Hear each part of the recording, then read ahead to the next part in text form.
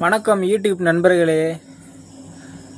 இந்த வருஷம் ஜனநாயகன் படம் ரிலீஸ் ஆகலை. அது என்ன காரணம்னா, விஜய் சார் கட்சி ஆரம்பிச்சிட்டாரு தாவேகா என்று. அதனால் படம் ரிலீஸுக்கு ரொம்ப தள்ளி போயிட்டுருக்கு. அதுக்கு திமுக தான் நெருக்கடி கொடுத்துட்ருக்குன்ட்டு எல்லா சமூக வலைத்தளத்துலையும் சொல்கிறாங்க. அதனால நானும் சொல்கிறேன், நேரடியாகவே சொல்கிறேன் உங்களுக்கு. அது மட்டும் இல்லாமல் TN 2026 ஒரு படம் ரிலீஸ் ஆகிருக்கு. அதில் விஜய் சார் லுக்கு அப்பப்போ காட்டுறாங்க. அது விஜய் சாரை அசிங்கப்படுத்துகிற மாதிரி ஒரு படம் எடுத்திருக்காங்கன்ட்டு சொல்லியிருக்காங்க. ஆனால் டிவிகே தொண்டர்கள் அனைவரும் அந்த படத்தை விமர்சனம் பண்ணுறாங்க. ஏன் அந்த படத்துக்கெல்லாம் சென்சார் போர்டு ஒத்துக்கிட்டு படம் ரிலீஸ் பண்ண, அதுவும் ஏப்ரல் மாதமே கொடுத்துருச்சு. நம்ம தலைவர் படம் ஜனநாயகம் படம் ஏன் கொடுக்கல? எனக்கு அதான் பெரிய கேள்வியே. அதாவது நம்ம விஜய் சார் படத்தை பார்த்து எல்லோரும் பயப்படுறாங்க.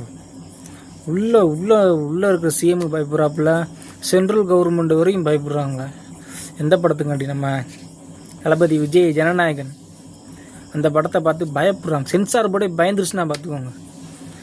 நம்ம தளபதி சிஎம் ஆனப்புறம் படம் கன்ஃபார்மாக முதல்வர் விஜய் நடிக்கும் அப்படின்னு வரும், டைட்டில் கார்டு வரும். நான் நம்புகிறேன். நீங்கள் நம்புறீங்கன்னா கமெண்ட் பண்ணுங்கள், லைக் பண்ணுங்கள், ஷேர் பண்ணுங்கள். முக்கியமாக கமெண்ட் பண்ணுங்கள் நண்பர்களே.